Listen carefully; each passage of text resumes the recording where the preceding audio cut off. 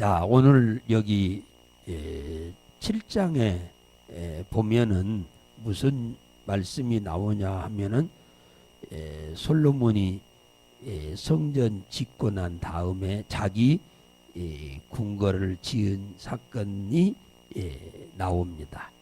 솔로몬은 한마디로 말하면 지혜의 왕이죠. 지혜의 왕입니다. 하나님이 솔로몬에게 지혜를 주셨어요. 어느 정도 주었냐? 전무후무하다. 그러니까 솔로몬 이전에도 이와 같은 지혜로운 사람이 없고 솔로몬 이후에도 솔로몬 같은 지혜로운 사람을 하나님이 주지 않겠다고 하셨어요. 그래서 전무후무하다 그런 거예요. 그러니까 솔로몬의 지혜가 얼마나 대단했는지를 우리가 알겠지요. 그 지혜로운 이 사람 솔로몬의 신앙은 대단했어요. 어느 정도 대단했냐? 하나님이 감탄 안 할래야 안 할 수가 없어요.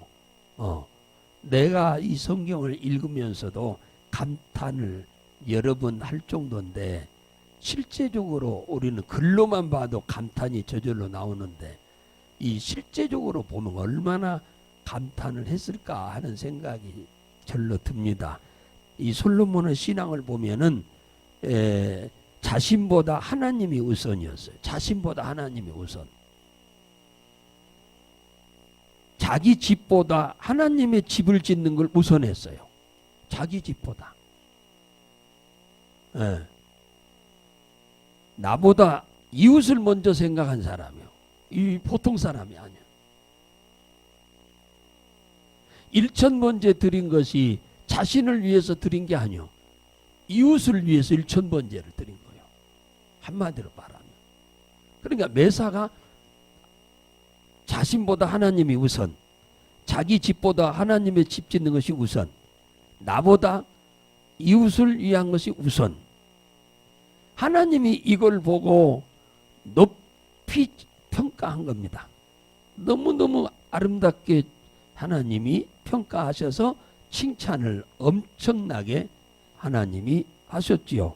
그리고는 아버지의 이제 평생의 수건 사업이 뭐였냐면 성전 짓는 일이었거든요. 그 다윗이었잖아요.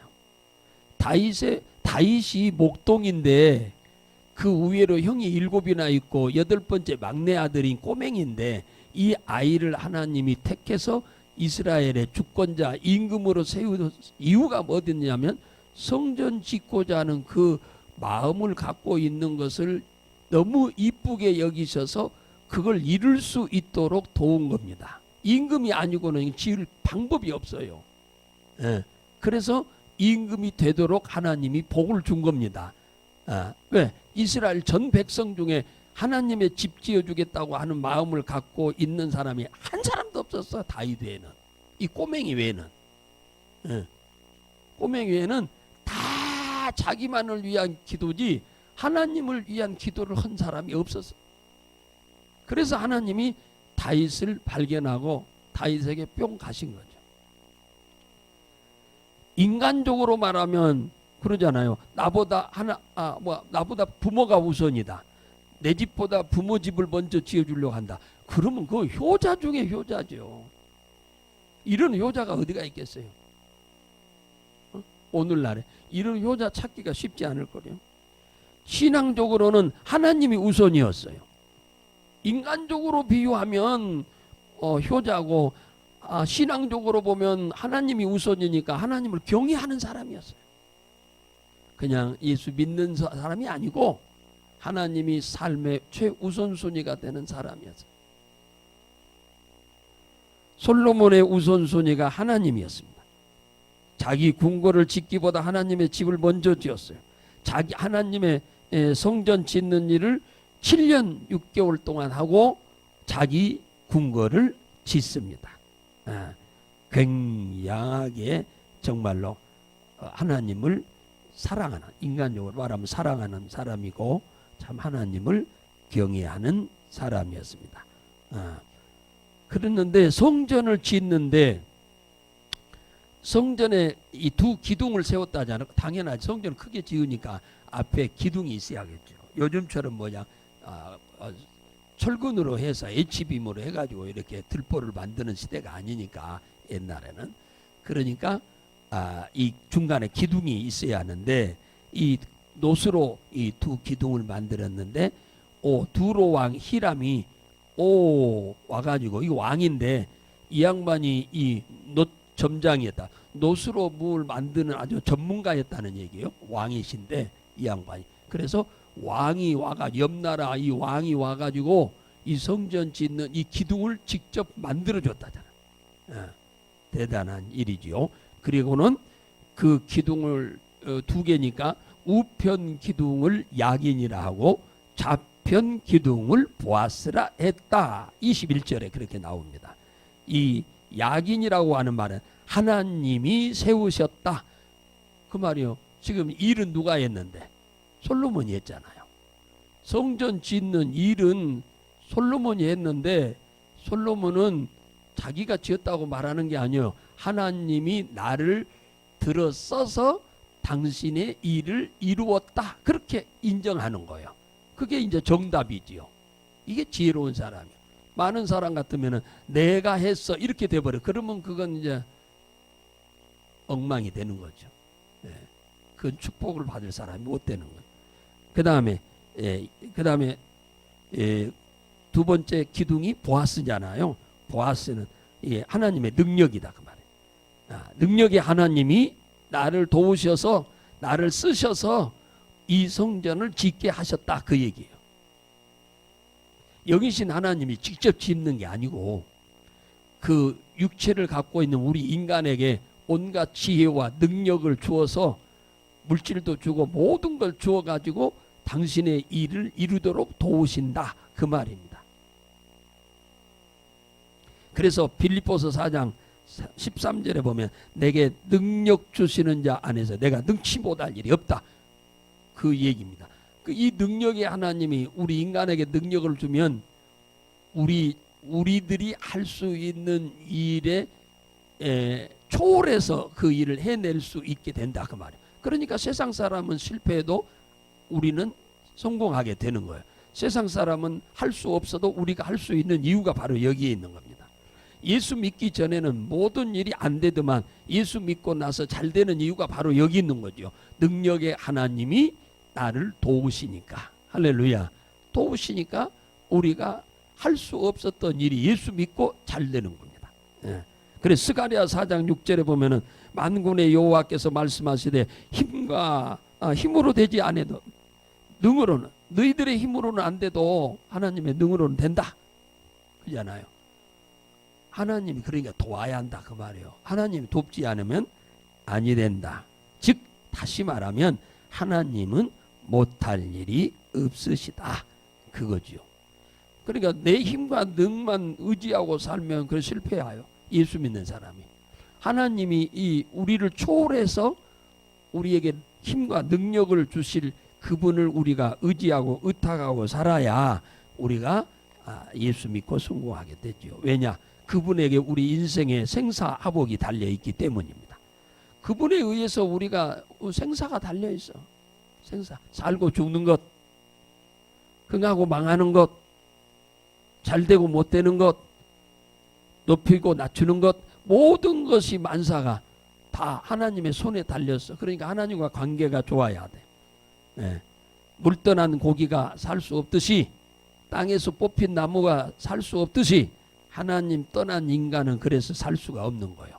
복을 절대 받을 수가 없는 거예요. 세상과 양다리 걸쳐도 안 돼. 하나님께 두 발 다 온전히 갔다가 하나님 앞에 늘어놔야 돼. 세상에 한 발, 하나님께 한 발. 이런 식으로 세상 바라봤다. 하나님 바라봤다. 이런 사람들이 대부분이 하나님이 우선이 아니거든. 세상이 우선이거든. 항상 세상이 우선이야. 그러니까 어느 정도 가다 멈춰버려. 더 이상 안 돼. 하나님이 우선이 돼야 돼. 우선순위가.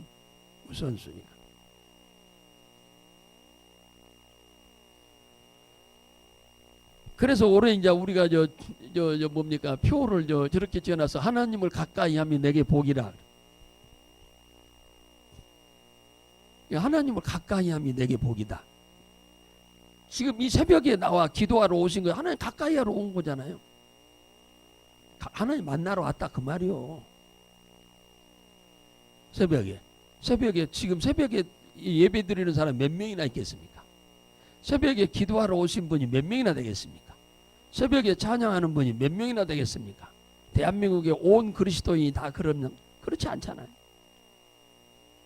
그 사람들이 하나님 안 믿는다는 게 아니요. 그들보다 내가 하나님을 가까이 하는 걸 더 가까이 한다는 거지. 더 많이, 더 가까이 한다는 거예요.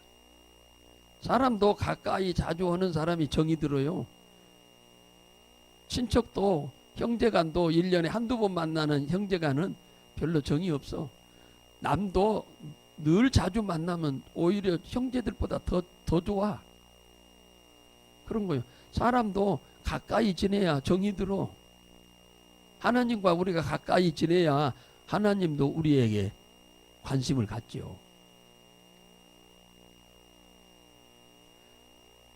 하나님을 시편 73편 27절에 주를 멀리하는 자는 망하리니 음녀같이 주를 떠난 자는 주께서 멸하시리라. 아예 하나님 떠나버리면 그 말할 것도 없지요. 그럼 반드시 망하는 거예요. 물 떠난 고기가 살 가능성은 전혀 없는 거예요. 에? 물 떠난 고기가 어떻게 살 가능성이 있습니까? 가능성 하나도 없어요. 땅에서 뽑힌 나무가 열매 맺을 가능성 있나요? 없어요. 죽어버리는데. 노랗게 말라서. 하나님의 은혜를 입지 않고는 못 살아요. 네. 우리 하나님의 은혜 없이는 못 살아. 네. 이걸 깨달아야 돼. 이걸 못 깨달으니까 항상 양다리 걸치고 하나님을 항상 멀리 쫓아가는 거야. 하나님을 가까이 쫓아가야 한다.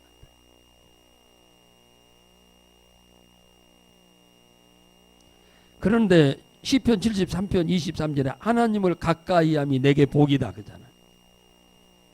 복이다. 이 복 하나님이 주시는 복. 우리에게 좋은 일이 있게 하고 이익되게 하고 유익되게 하고 기쁘게 하고 번영하게 하고 형통하게 하는 복이에요. 말하는 것이. 여기에서는 이 이익된단 말은 딱 경제적인 문제를 꼬집어서 하는 말이에요. 경제적인 문제를 하나님이 반드시 해결한다는 거예요. 하나님을 가까이 하는 자에게 이익되게 한다. 이익이라고 하는 말은 경제적인 문제를 꼬집어서 하는 말이에요. 네. 유익되게 한다는 좀 보편적인 얘기고, 번영하게 한다, 잘되게 한다는 얘기죠. 형통하게 한다, 그건 말할 것도 없고. 그러니까 우리 인생을 행복하게 만드는, 쉽게 말하면 행복하게 만드는 분은 하나님이시다 그 말이에요. 내가 아니다. 내가 내 인생을 행복하게 만드는 주인이라면 세상에 힘들고 어렵게 살 사람 누가 있겠어요? 한 분도 없지. 그런 분은. 우리 인간은 사는 존재고 하나님은 살리는 분입니다. 예, 살리는 분. 그분에게 우리의 모든 생사화 복이 달려 있어요. 그래서 오늘 이 솔로몬이 이 하나님의 복을 받을 수밖에 없는 이유는 나보다 하나님이 우선이고 내 집보다 하나님의 집이 우선이고 나보다 이웃이 우선이고 대단한 사람이죠. 그러니까 이 모든 믿음이 어디서 나온 거냐? 지혜에서 나온 거죠. 하나님으로부터 받은 지혜를 통해서 얻은 거죠. 이렇게 살기가 쉽지 않죠. 그죠?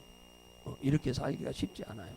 그러니까 하나님이 솔로몬의 시대를 하나님이 크게 복을 주셨지 않겠습니까? 우리가 성전을 무엇으로 크기를 얼마나 만들었느니 무슨 모양으로 만들었니 그런 얘기를 논하지 않아도 이 사고방식을 우리가 바로 본받아야 할 일이라고 생각이 됩니다. 어떤 여러분도 항상 하나님이 우선된 아브라함이 그렇게 많은 복을 받았던 게 아브라함이 하나님 뭐라 했냐? 네가 이제야 나를 경외하는 줄을 알았다라고 하시잖아요. 이제야 네가 나를 경외하는 줄을 알았다. 네가 네 자식보다 나를 더 사랑하는 걸 이제 알았다. 자식보다 네가 네 재산보다 나를 더 사랑하는 줄 내가 알았다. 하나님이 우선되는 삶. 여러분들도 하나님이 우선된 삶을 살려고 예를 쓰고 노력 좀 해보세요. 예. 이 새벽에 나오신 것 자체가 하나님 뜻대로 살고자 하는 의도가 있겠습니다만은 내 뜻을 이루기 위해서 새벽에 나와 기도하는 일도 많잖아요. 하나님의 뜻을 이루기 위해서 기도도 좀 함께 거기다가 조금 표현상 그랬습니다. 꼽사리로 끼워서 기도 좀 하십시오. 하나님의 일이 잘 되도록 나를 들어서 또 다른 사람을 사용해서 그렇게 쓰임 받도록 여러분이 기도를 조금 양념으로 거기다 조금만 더 발라드리면 더 훨씬 주님이 기뻐하지 않을까 하는 생각이 듭니다.